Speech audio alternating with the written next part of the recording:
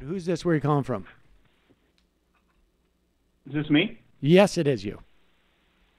Hello, this is Worcester Mike from Worcester, Massachusetts. Sweet. What's up, Worcester Mike? Yes. How you doing? This is a first-time caller, fairly long-time listener, a couple of years now. So actually, I just wanted to talk about your, I guess it was last week somebody called in, and actually I think you were off, Sam, but somebody called in and said, I can't remember exactly her argument, but it was essentially that the rest of the crew there sort of adds distractions to the leftist agenda of the program. I don't know if those guys remember it, but I think she got into it a little bit with Jamie over no need to talk about capitalism so much because everybody's on the same page. Did this happen? Well, but anyway, was I gone? Yeah, it happened Thursday. Okay. Yeah, last Thursday.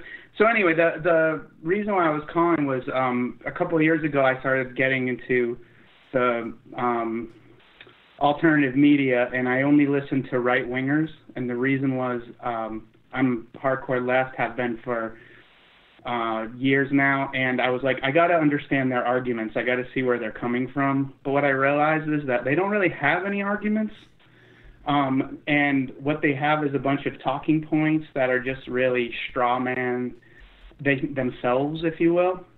And so I just wanted to kind of give props out to Jamie because I think it's great that she brings in a much harder left perspective, but I also want to give a shout out to all you guys because I've learned more about our side of the arguments and the conversations from your show than I ever did from trying to listen to both sides, if you will.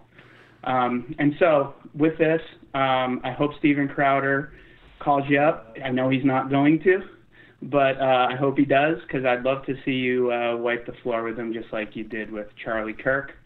And I guess that's all I got to say. So thanks and keep up the good work. And congratulations on the Woe Sox. I don't call them the Woo Sox. I call them the Woe Sox.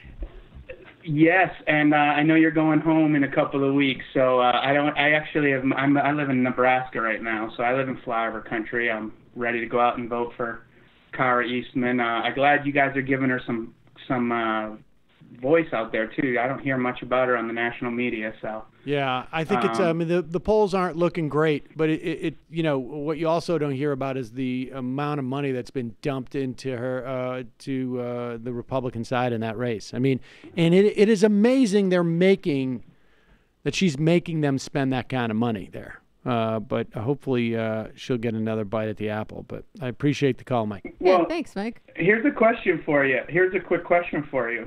Why does everyone think Nancy Pelosi on the right? I can understand why we don't like her all that much, but why does everyone think she's so evil on the right? I mean, all the ads against Kara Eastman, it's literally like this lurking Nancy Pelosi in the background. It's like she's like the Grim Reaper standing behind Kara Eastman. It's really weird. It's been a long time. Well, first off, Nancy Pelosi started years ago.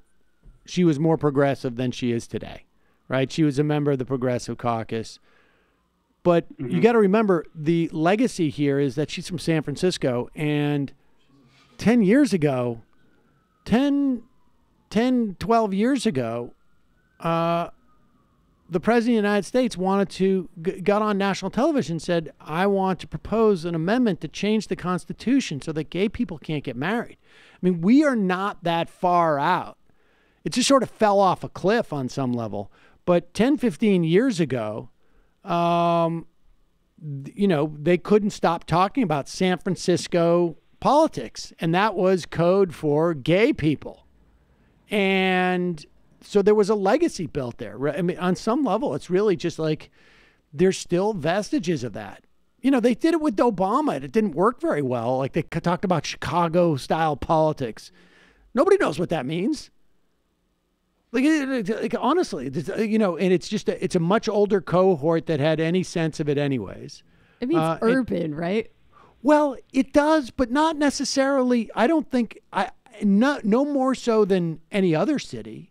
I mean, I think Chicago-style politics was supposed to be like old Democratic mafia and control. But no, I think it was supposed to be more like Daily Capone. But it's just organized crime in people's minds. Corrupt politics. Well, then it became the gun violence thing. Maybe. That was even more. That was not about until that. the second I term thought there of might have been Obama. That happened much later. A little racial dog whistling going on there too. Possibly. Well, there always is, because there's the connection of crime with. I mean, that's DeSantis's closing argument against Andrew Gillum, is that he's an organized crime figure, and it isn't just because of the FBI investigation. They always try to make black politicians criminalized. That's the game. Anyways, Mike, that's what I think it is with Pelosi there. Also, these people have worms in their brains. Like, don't underestimate that. The kind of mush-brained baby boomer who watches Fox News and follows QAnon and will tag Nancy Pelosi, the DNC, and me in the same tweet is probably not firing on all cylinders. That's a really good point, actually. Thanks for the it's crazy. They're always talking in codes. I mean, everything is like this coded language and straw man attacks, and they don't actually ever even come up with any information or any. They don't back it up with anything. It's always just some coded thing of trying to get people to react. I guess it's kind of like advertising, I guess. Hey, thanks guys for everything you guys do. I love listening to you guys. I'm really glad I got to get through on the call. It's rare for me to even be able to call into the show, so I really appreciate it. Left is best. All right, appreciate the call. Oh, Thank yeah. you.